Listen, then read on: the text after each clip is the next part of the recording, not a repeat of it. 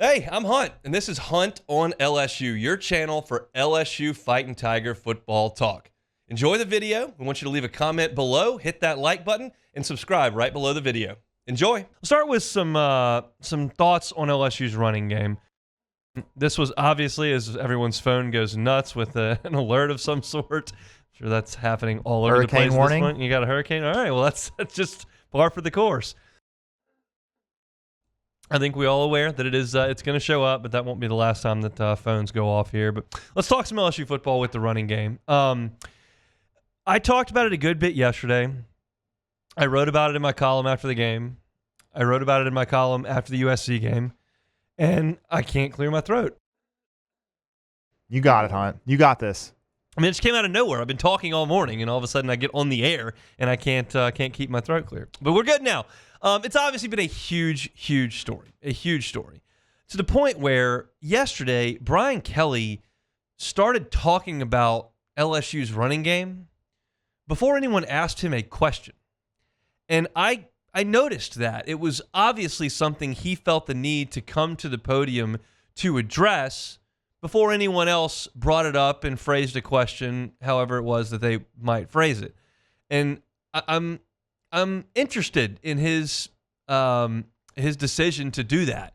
And we had the sound from Brian Kelly, and I want to play first like what he said right out of the chute in his press conference on Monday. This has to do with how teams have wanted to defend us, and that is they don't want us to run the football. And I told Joe Sloan, Joe, I do not want this to be about, well, we have to run it to show everybody that we're big and bad and we have an offensive line. If they protect like they have, and we haven't given up a sack in 2 games, and let Garrett Nussmeier throw the ball against cover 1, we have great receivers and we'll beat you that way. Balance to me is being equally as good at running it as throwing it. Now, if South Carolina comes out in 3 down and plays cover 2, I guarantee you we're running the football. But when you're loaded in there and there's 8 guys on the line of scrimmage and you're just saying, oh, I can't block them all, what sense does it make really in those situations? We'll pick our spots. I think there's a lot of truth in what he's saying, and I find some flaws in what he's saying. It's somewhere in the middle of those two things. There's no question that LSU has been hyper efficient throwing the ball. Garrett Nussmeier threw 6 touchdowns on Saturday. He threw 2 more on last Sunday. He has really not thrown an interception outside of the one play at the end of the game against USC. As Brian Kelly mentioned, LSU's not giving up sacks or giving up a lot of pressures. The passing game has been very efficient. Against USC, you rolled up 421 yards of offense and controlled the ball for 33 minutes. If you would have told me those 2 statistics, points aside, and told me, 421 yards and 33 minutes of time of possession, I would have gone, that's a really good recipe. You're keeping your defense off the field for more than half the game. You're controlling the football. You are progressing and gaining yards. They're doing a good job of that. But it's a one-dimensional attack at this point. And this is where I kind of push back at Brian Kelly, and I go, are you sure that you can run the ball? Because I'm looking at statistics, and keep in mind, statistics at this point in the calendar are really, really hit or miss, because some teams have played USC, some teams have played North Carolina State, some teams have played Arkansas Pine Bluff, and then you got Nicholls State. It's not apples to apples here. I think we all understand that. South Carolina and Kentucky have played a conference game. Auburn's played a couple of Auburn played a team from the ACC and a tomato can. Arkansas has played a team from the Big 12 and a tomato can. Statistics can lie at this point in the calendar. You're all well aware of that. But when I look at LSU's offense, they're running the ball for 113 yards a game. That's dead last in the SEC. They're at 3.66 yard per carry, 14th in the SEC. So you're not really establishing any sort of a running game at this point. I look kind of nationally and at what LSU's doing, and you don't really stack up from that perspective either when it comes to the running game. You're way towards the bottom in the country in terms of doing anything on the ground.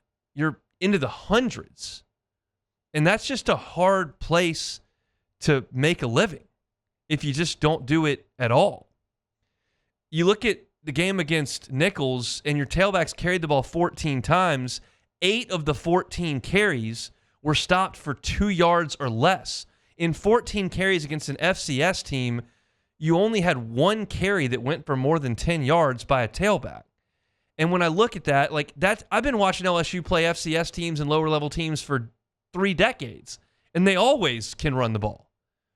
Now, they weren't as efficient throwing the ball throughout the course of time at this, and so maybe what they're doing right now wasn't an option back then, but I believe that LSU, if they wanted to, could line up and run the ball more often than they're doing right now, and I would like to see it produce a little bit more success.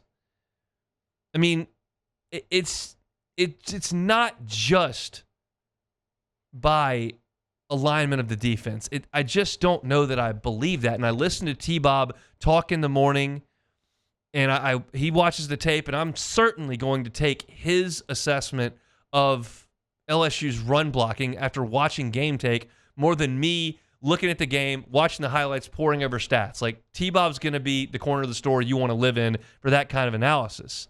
And right now, he's suggesting by watching the tape, they're not getting a push.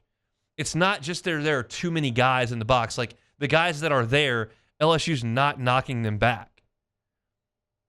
So it's got to be a concern, and I feel like it's probably a concern to Kelly, and he felt the need to kind of shape the narrative yesterday to come out right out of the chute in his press conference and squash that. Because it's one of those deals, I see this in politics all the time, not that I follow politics all the time, but I do see politicians do it. You take an issue that's polarizing, and you just completely slant it one way. And generally speaking, if you work hard enough, you can find a way to slant things. And it just feels like Brian Kelly is seeing an offense that's not running the ball effectively and is going, they're just kind of lining up with a lot of guys, and we can throw it, so we're fine. And then he makes the claim that if South Carolina comes out in 3 down and plays a ton of cover 2, that at that point, we'll run the ball, which no one can disprove because we haven't played that game yet. Now look, Gary Nussmeier's atop the country in passing touchdowns. LSU's averaged 400 yards per game. It looks pretty good on some portions of the stat sheet. But then again, you're one of 11 teams in the country that doesn't have a single rushing touchdown, and only 7 teams in the country have run it fewer times than LSU. Those are the national stats that I'm alluding to. Only 7 teams in the country have fewer rushing attempts than LSU. I think 2 things are true. I think, 1, LSU needs to embrace what they are good at, which is pass protection, efficient passing, playmaking on the outside. And I think, 2, they need to run the ball better.